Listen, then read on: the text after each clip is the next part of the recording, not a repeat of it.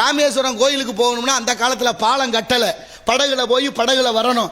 இப்போ படகுல போய் படகுல வர்ற யாத்திரியர்கள், அதாவது சாமி கும்பிட வரக்கூடியவர்கள்ட்ட கொஞ்ச நாள் கழிச்சு அதுக்கும் கோயில் பராமரிப்பு செலவுக்காக, தன்னலத்துக்காக கூட செய்யலை, கவனிக்க நீங்க முக்கியமான விஷயம், கோயில் பராமரிப்பு செலவுக்காக தண்டபாணி தேவர் 25 பைசா கட்டணம் வசூல் பண்ண உத்தரவு போடுறார்.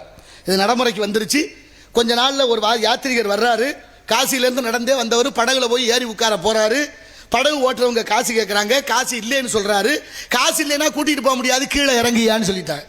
கீழே இறங்குன்னு சொன்னோன்னே அவருக்கு ரொம்ப வேதனை. இவ்வளவு தூரம் நடந்து வந்து அந்த கரையில் இருக்கிற சாமியை பார்க்க முடியலையே, அதுக்கு காரணம் 25 காசு தடையா இருக்க, யார் இந்த நாட்டோட பொறுப்புன்னு யோசிக்கிறாரு. விஜய ரகுநாத சேதுபதி மன்னர் நேர அரண்மனைக்கு போனாரு, மன்னரை பார்த்தாரு.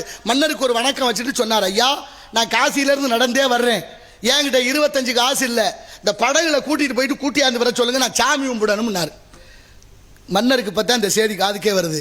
பக்கத்தில் இந்த காவலாளிகளை ஏன்னு கேட்கிறாரு, என்ன சொல்றாருன்னு. அவர் சொன்னாங்க, ஐயா உங்க மாப்பிள்ளை தண்டபாணி தேவர் 25 பைசா கட்டணம் வசூல் பண்ண சொல்லி இருக்கிறாருன்னு சொல்ல, ஏன்டா என்கிட்ட சொல்லலைன்னு கோவப்பட்டாரு. அதுக்கு அவங்க சொன்ன வாசகம் தான் ரொம்ப வேதனையானது. நீங்க மாமனாரு, அவர் உங்க மாப்பிள்ளை, இதுல என்னத்தை நாங்க தலையிட்டோம், நாங்க சோழி முடிஞ்சு போச்சு. இங்கே அப்படித்தான் இருக்கு. சொந்தம் பந்தம், மாமே மச்சான், அண்ணன் தம்பி, அக்கா தங்கச்சி, சாதி சனம்னு தான் தமிழர்கள் பிளவுபட்டு கொண்டே இருக்கிறோம் என்பதை என் யதார்த்தமான உறவுகள் நல்ல மனதோடு சிந்தித்து பாருங்கள், எங்கே இருக்கு சிக்கல்னு. இப்ப என்ன சொன்னாரு, அடுத்த வினாடிய மாப்பிள்ளையை கைது பண்ண சொல்லி உத்தரவு. 2 பொண்ணை கட்டி கொடுத்துருக்கிறாரு, ரொம்ப மறக்க கூடாது.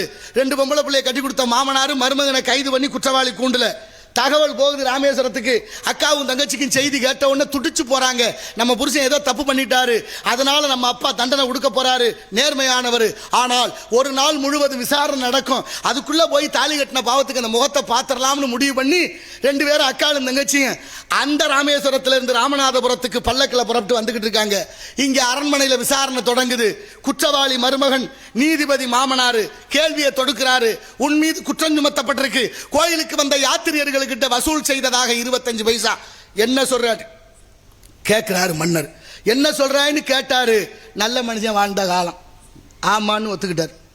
இப்ப என்ன பண்ணாரு பாருங்க, தீர்ப்பு சொல்லணும். உடனே சொல்றாரு, அவருக்கு வழக்கறிஞர் வைக்கல, வழக்க ஒத்தி வைக்கல, தீர்ப்பு சொல்றாரு, நீ செய்தது தேச துரோகமாக இருந்தால் உன்னை நாடு கடத்தி மன்னிச்சிருப்பேன், நீ செய்தது தேச துரோகம் அல்ல, சிவனுக்கு துரோகம், அதனால உனக்கு மன்னிப்பு கிடையாது, மரண தண்டனை என்று தீர்ப்பு வழங்கிய நீதிமான் அந்த விஜய ரகுநாத சேதுபதி மன்னர்.